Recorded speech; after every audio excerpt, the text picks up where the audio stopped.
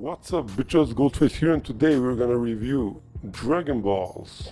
So if you didn't know, Dragon Shenron has 7 testicles, man, and they're in this box. So when you gather all 7, he comes out and jizz a wish for you. So let's take a look at them.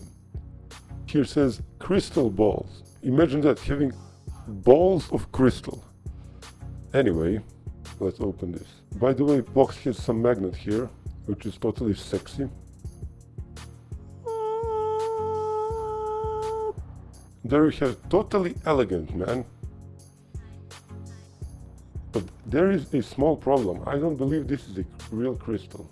This is more like a plastic. Anyway, these are the smallest set. I believe 3 centimeters. The middle one is like, I believe 4.5, and the biggest one is 7.5. I believe. There you have it, man. There you totally have it, man. Dragon testicles right in front of your eyes. Magnificent, eh? So that was pretty much it. So I'm gonna see you soon.